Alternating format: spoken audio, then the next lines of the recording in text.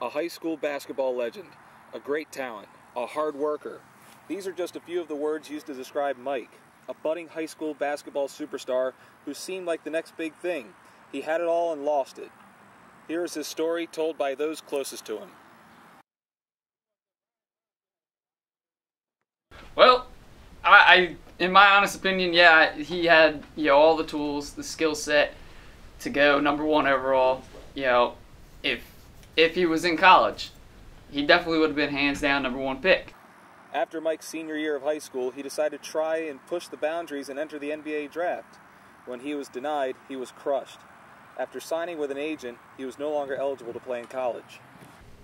Not a ton. I was surprised. We were planning on being teammates. We were planning on rooming together. We kind of had our whole 4 years planned out ahead of us, or I guess maybe for him only 1 or 2, and then just didn't really jump in the NBA. At that point, Mike's life began to spiral out of control as he began to mingle with the wrong crowd. I came to him. I just saw him out there. Just figured I'd end up being able to get in with him early before he made his career.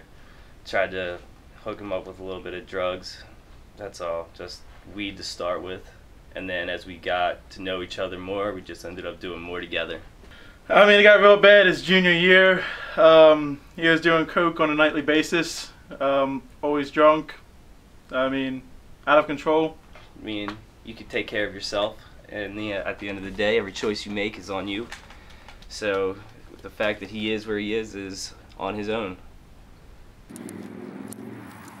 As Mike finished high school as a 20-point, 12-assist player, he wanted more than college. He wanted the NBA. So he gave a little-known agent a call. Back when he was a junior, and all the college scouts were scouting him, we here at Matty Ice Agency, we make dreams come true. We were sitting there, and we saw he's averaging maybe 16 points a game, 8 assists as a junior. Not a lot of minutes, and we said to ourselves, that's a guy that we need. NBA rules specify a player cannot enter the draft under 19 years of age.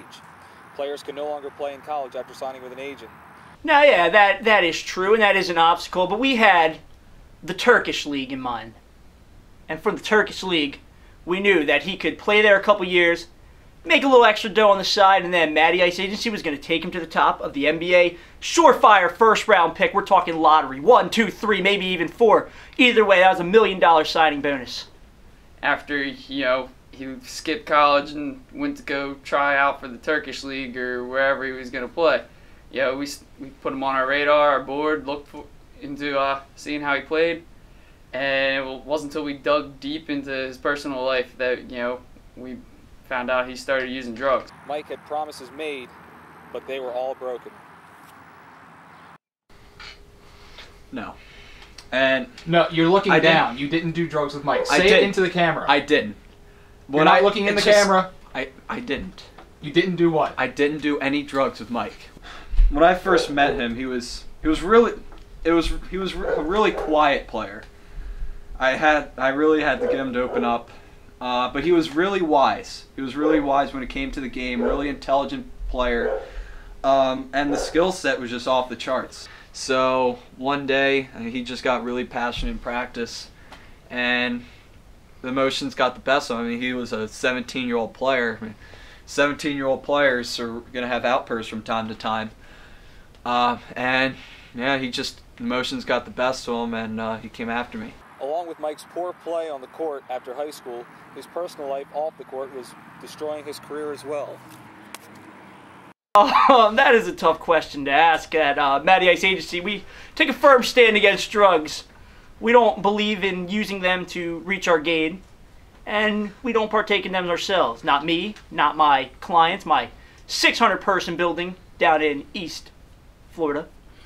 We worked with him, we did our best, we sent him to 2 rehab attempts, and I guess it just fizzled out. And after a while, we said, Mike, you're not averaging 20 points and 12 assists anymore. And so, well, we just kind of cut him from the list. Mike ended up alone, heartbroken and broke. Still addicted to drugs, ball was life, and that life was taken away, or lost, depending upon who you talk to. But that can't take away from the greatness we saw on the basketball courts.